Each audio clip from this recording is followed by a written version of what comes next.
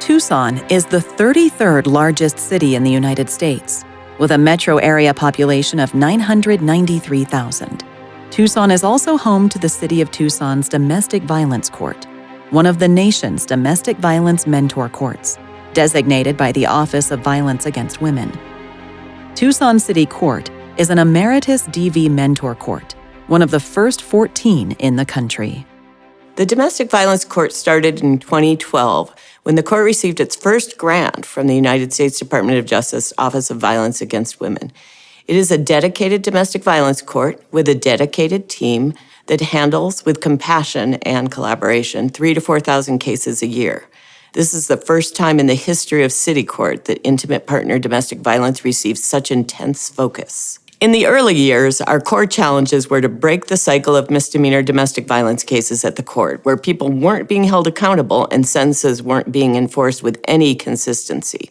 We wanted domestic violence survivors to trust the system and feel welcome in the courthouse. We had a lot of work to do.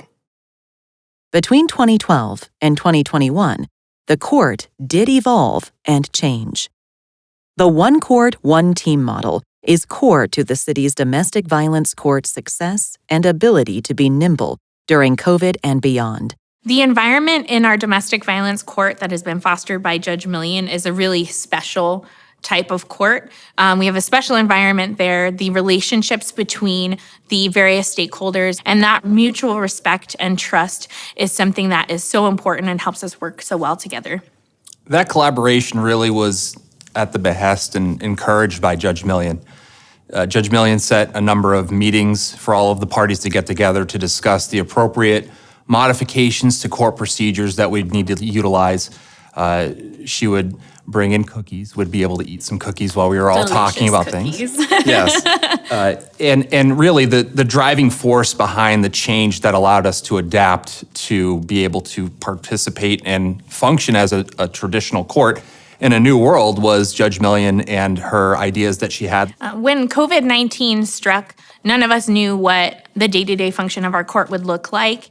And Judge Millian was incredibly proactive in gathering everybody's input, having meetings for everyone to discuss the best way to preserve the rights of the various participants in our court, the best way to keep people safe, the best way to consider public health and safety while still keeping access to our courts and to the resources that our court provides.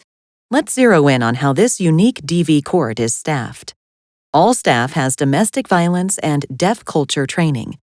Judge Millian presides over all domestic violence hearings, DV arraignments, custody transport hearings, pretrial, change of plea, bench trials, and probation-related hearings. The Domestic Violence Court Coordinator keeps statistics on all domestic violence dockets, works closely with the Pima County Adult Probation DV officers and domestic violence treatment providers with their reports for judicial review hearings, offender and survivor information, and petitions to revoke probation. There are 4 prosecutors and 10 public defenders. Victim advocates from Emerge Center Against Domestic Abuse are available at every court session. All survivors have access to an independent advocate. To address the deaf and hard of hearing community, a community that experiences a higher rate of domestic violence, the Domestic Violence Court works with Emerge representatives who coordinate with the Community Outreach Program for the Deaf, ASL, and CDI interpreters. Trained mental health liaisons are available to prosecutors and defense attorneys. Spanish language and American Sign Language and certified deaf interpreters are available to survivors and offenders. 8 probation officers, supported by surveillance officers, unit supervisor, case analyst, and an admin assistant. Treatment agencies: Perception Counseling, Next Step Counseling, Marana Health Services, Better Day, and COPE. Other partner agencies: Emerge Center Against Domestic Abuse, the Tucson Police Department, Pima County Superior Court Probation Department, Community Outreach Program for the Deaf, Deaf Hope, Corrections Solutions Monitoring. Trained security and off-duty police officers serve protective orders, escort survivors, and monitor safety of all inside and outside courtroom. Combining change with accountability is a critical reason that domestic violence court increased successful completion of supervised adult probation from 5% to 50%. We evolved from compliance to change management. For example, our focus on safety and wellness for survivors led us to realize that a holistic approach to the accountability and rehabilitation of offenders was the best path to change. Holding offenders accountable provided a reduction in violence. So when I think about your role, Jessica, and the ways that you're able to support survivors in that process, I just can't tell you how much it means to me to see that playing out now and to be a part of having built this project. Jessica and the other advocate in the courtroom have access to a whole other continuum of services that can be helpful to folks. We know that certainly domestic abuse can destabilize everything about a person's life. The kind of support that people need to really be able to navigate that in a healthy way so that they can come out on the other end with some stability has everything to do with the kinds of support services that we put in place. When I think about access to justice, it's not just what punishment did the person receive for inflicting harm, but how are you able to be made whole again?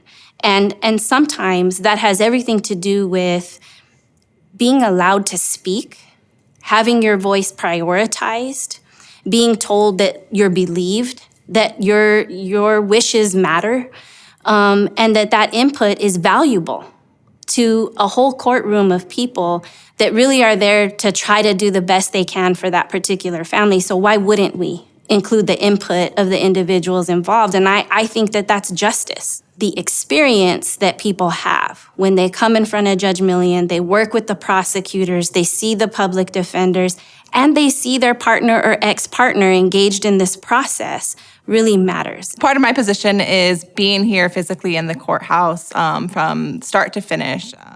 So when someone's arrested and they have their initial arraignment and then they get their first court date, I'll be present for that first court date. And our hope is always that the survivor or the listed victim in the case comes to court, whether because they have questions or because they have concerns or they want to know what's happening in the case.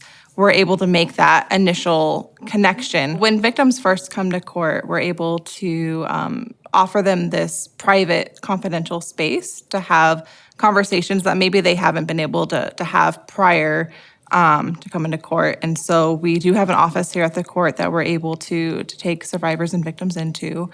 We let them know right off the bat that everything they talk to us about is completely confidential.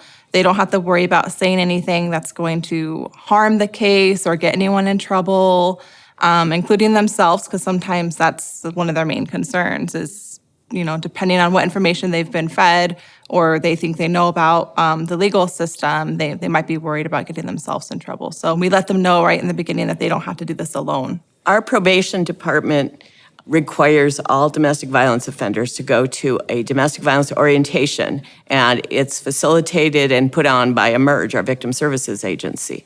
And I think a lot of things changed for me once I attended a couple of those orientations, and I had my attorneys come and observe them. One of the things that really struck me was when the facilitators asked the men there how many of them had had violence in their lives as children. As much as 90% of them raised their hands. And it struck me, these offenders have a lot of trauma too, and a lot of things that have happened to them. And we can't just send them to DV classes and think that we're gonna solve the problem. And one of the things that we do is not just direct them to go to domestic violence programming, but they're also required to attend substance abuse treatment. They're required to attend parenting classes if there's children in the home. And so we want to treat the trauma on all levels while keeping the victim safe. That while we're always focusing on victim safety and victims' rights, we've also begun to recognize more in the plea agreements, in the review hearings, that we need to work on the offender as a person too. And for example, the probation officers will tell me in their reports for review hearings, well, this person lost his mother and his cousin last week to COVID. And so I recognize that. We talk about it a little. We send them to grief counseling. We talk about the other things that might help offenders be safer and become healthier in general. So we get them into individualized treatment in conjunction with the domestic violence programming so that they can talk about their grief loss. They can be able to maintain being in the families because frequently they are with the victim still, and we want to honor and respect that, but we want to keep everybody safe at the end of the day. And we're trying to protect the entire community. That's what probation and the courts is what we're all about. And so in order to do that, we need to treat the whole person and the entire family.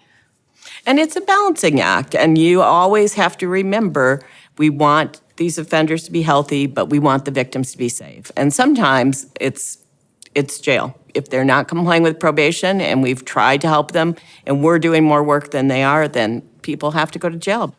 Thanks, you guys, for giving me your lunch hour again to talk about what we want to do next. So that's why I thought we could talk today. Steve, do you have any ideas? Yeah, especially with our probationers, we want to make sure that they're not just having to do the DV classes, obviously, but we want to see what's available for them beyond regular DV classes, moral recognition therapy. We want to see what's available with respect to adult responsibility types of classes, that they can navigate probation properly. And part of that is making sure that they have the skills to adult properly. And if they get those kinds of tools, they're going to be able to navigate probation better. How close are you guys to getting the female domestic violence offender program up and running, the orientation? I think we're very close. My hope is that in the early fall, we'll be able to start up a session. But part of what I want to do is host like a feedback session.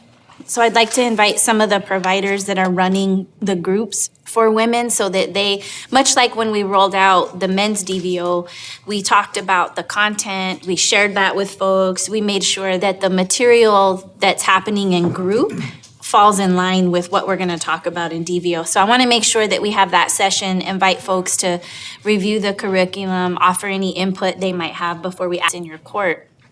We had an experience recently, and it's actually happened a handful of times now, where men who are in our program have begun to utilize us as sort of a in-the-moment service when they're in a potentially unsafe situation with their partner.